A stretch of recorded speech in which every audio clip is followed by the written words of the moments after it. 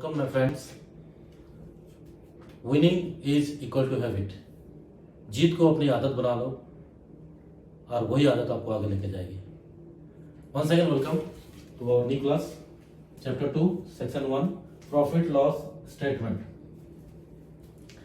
Profit loss statement हम ऐसा बोल सकते हैं कि एक कागज है जिसमें कंपनी का कुछ लिखा झुका है। वो लिखा झुका को समझ के कंपनी कितना फायदा कर रही है कि कितना लॉस कर रही है, मुनाफा कर रही है, लॉस कर रही है, उसको अगर समझ गए, वो पेपर को पढ़ के, तो हम प्रॉफिट एंड लॉस स्टेटमेंट समझ गए। तो मेरा ये कोशिश रहेगी कि आप लोगों को जिनको प्रॉफिट और एंड लॉस स्टेटमेंट को समझ में नहीं आता है उसको समझाने की।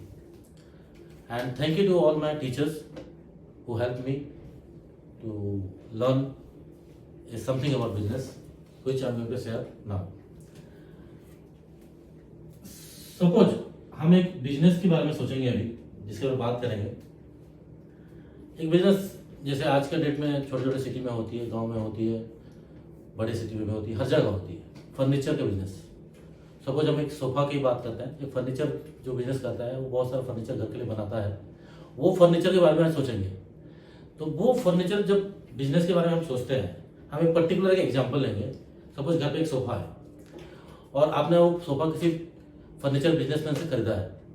तो वो फर्नीचर बिजनेसमैन जब सोफा को बनाता है तो कुछ पैसा खर्चा करता है मटेरियल लाने के लिए। वो मटेरियल लाता है, कुछ मैन पावर को हायर करता है जिनको कारपेंटिंग काम आता है, वो सोफा बनाते हैं। और ये मैन पावर और ये मटेरियल को लगा के अपना कुछ पैसा इन्वेस्ट करके, तो इस सब के खर्चे में लगेंगे, वो पैसा डाल के एक सोफा बनाता है। वो सोफा बनाने के बाद उसको मार्केट में बेचता है। जब बेचता है तो उसके पास एक हिसाब रहता है कि मैं इतना में खर्चा किया है ये सोफा बनाने में, तो ये सोफा को अभी मैं कितने दाम में बेचूंगा तो मुझे प्रॉफिट होगा। देखा जाए तो वो एक सिंपल से ट्रेडिंग है। कुछ पैसा देके कुछ सामान लेके एक सामान बनाना और वही सामान को मार्केट में जाके बेचने का। तो जो मार्केट में जाकर बेचता है तो उसको कुछ मुनाफा मिलता है। वो मुनाफा को हम प्रॉफिट लॉस स्टेटमेंट में प्रॉफिट बोलते हैं। अभी ये जो बिजनेस हुआ एक कारपेंटिंग बिजनेस हुआ, जिसके बारे में हम अभी बात कर रहे हैं।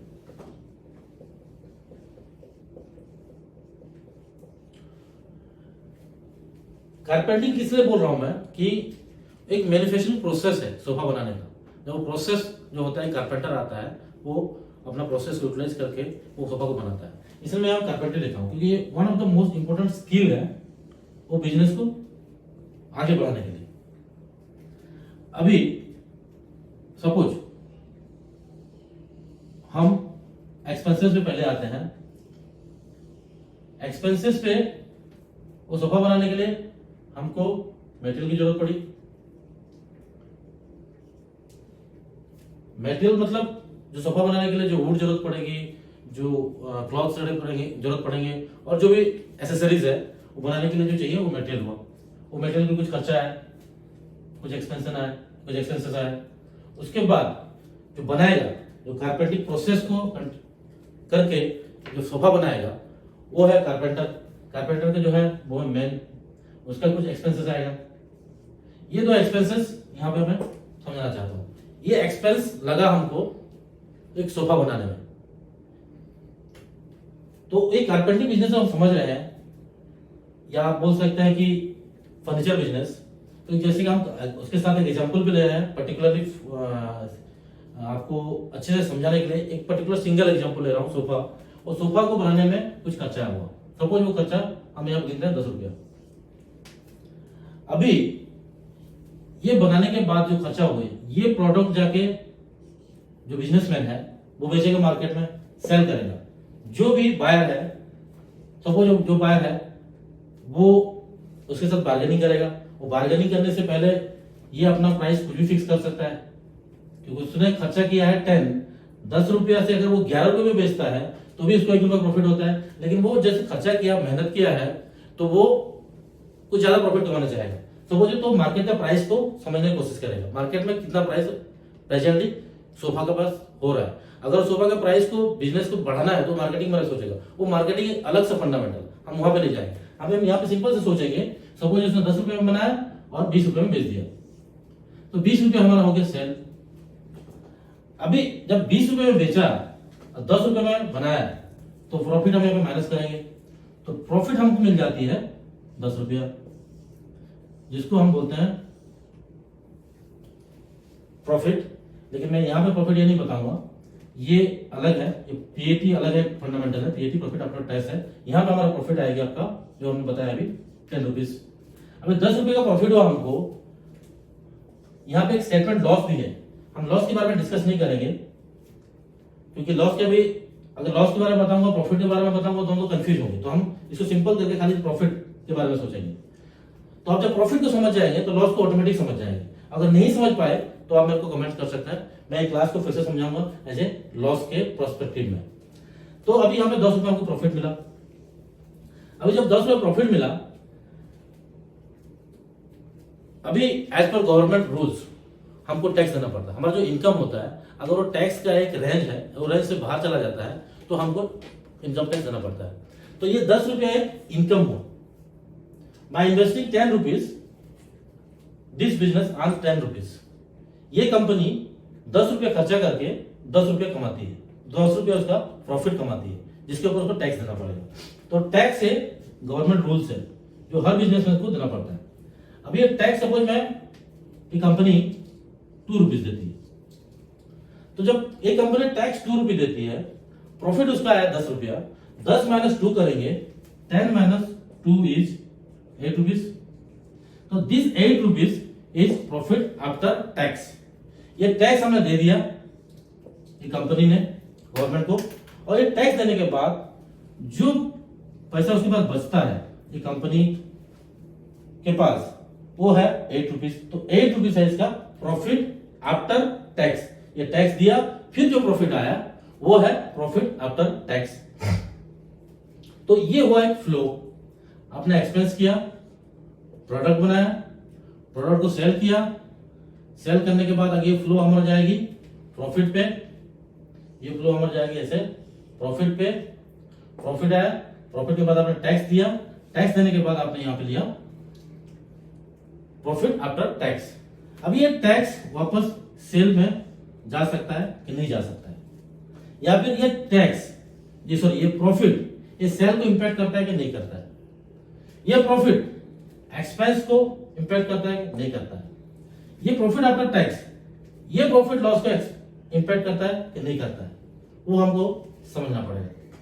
अगर ये टैक्स भी ये प्रॉफिट आफ्टर टैक्स को कैसे इंपैक्ट करता है वो आपको समझना पड़ेगा। ये सब एक रिलेशन है, ये रिलेशन जब समझेंगे, इसको रिलेशन समझने के लिए आपको इकोनॉमी समझना है।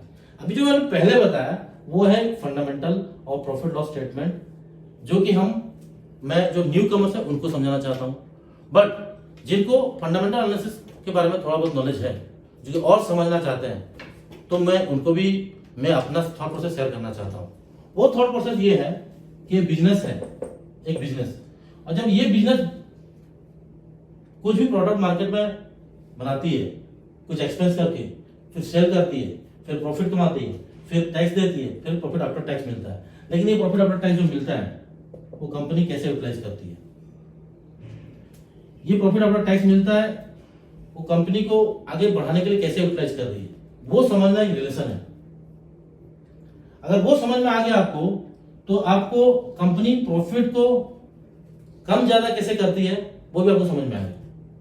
अगर मैं यहाँ पे देखो, यहाँ पे मैं समझाता हूँ, अगर यहाँ पे एक्सपेंसेस सपोज एक सोफा बनाने में मैंने 10 रुपये खर्चा किया, मैं कुछ नया टेक्नोलॉजी यूज करता हूँ, मैं कुछ अच्छा टूल्स यूज करता हूँ, अगर मैं इसको 5 रुपये बनाता हूँ तो मेरा प्रॉफिट इधर 15 रुपये हो जाता है, जो मैं बेच रहा हूँ 20 रुपये में। तो ये जो यहाँ पे मैंने 10 रुपये जो खर्चा हो रहा है एक्सपेंस बनाने में, उसको मैं अगर कम कर देता हूँ 5 रुपये, तो वो होता है सेविंग ऑन एक्सपेंसेस। अब ये सेविंग ऑन एक्सपेंसेस फायदा कैसे आएगा, कंपनी का प्रॉफिट बढ़ जाएगी, कंपनी की जो प्रॉफिट बढ़ेगी कंपनी का प्रॉफिट आफ्टर टैक्स बढ़ेगी। अगर प्रॉफिट आफ्टर टैक्स बढ़ेगी वो प्रॉफिट फिर अभी कंपनी कहाँ यूज करेगा। यहाँ पे मैंने बताया ये 5 रुपये कैसे किया, क्या किया कंपनी ने, कुछ टेक्नोलॉजी हायर किया, कुछ नया टूल्स लिया, वहां पे उसके पास जो प्रॉफिट आया तो कंपनी को एक्सपांड करना चाहती है, तो प्रॉफिट मुनाफा का और बढ़ाना चाहती है, तो उसको अपना कुछ खर्चा नए टेक्नोलॉजी में या नए टूल्स में लगाना पड़ेगा। और एक सोच है, वो आती है R&D डिपार्टमेंट। मैं आज आपको यहाँ पे एक बात बोलना चाहता हूं, जो भी कंपनी, ये मेरा जो समझ है, जो भी कंपनी, ये मेरा थॉट प्रोसेस है, वापस बोल रहा हूं मैं, जो भी कंपनी अपना कंपनी का प्रॉफिट का एक good percentage research and development में लगाती है, वो कंपनी का ग्रोथ होने का चांसेस बढ़ जाता है।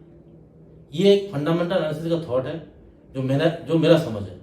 इसका एक एग्जांपल मैं शेयर करूंगा। आप सबको जानते होंगे, अमेजन एक बहुत ही बेहतरीन कंपनी है, और वो अमेजन कंपनी का अगर आप पास्ट रिकॉर्ड देखेंगे तो कंपनी का जो पास्ट एनुअल रिपोर्ट पढ़ेंगे तो वहां पे आपको मिलेगा कि कंपनी ने R&D पे कितना खर्चा किया। आज वही R&D कंपनी को बहुत आगे लेके गई है। Thank you my friends, once again तहे दिल से शुक्रिया मेरे को एनकरेज करने के लिए और कुछ नॉलेज आपके साथ शेयर करने के लिए। Winning is equal to habit. जीत को अपनी आदत बना लो और वही आदत आपको आगे लेके जाएगी। Thank you once again.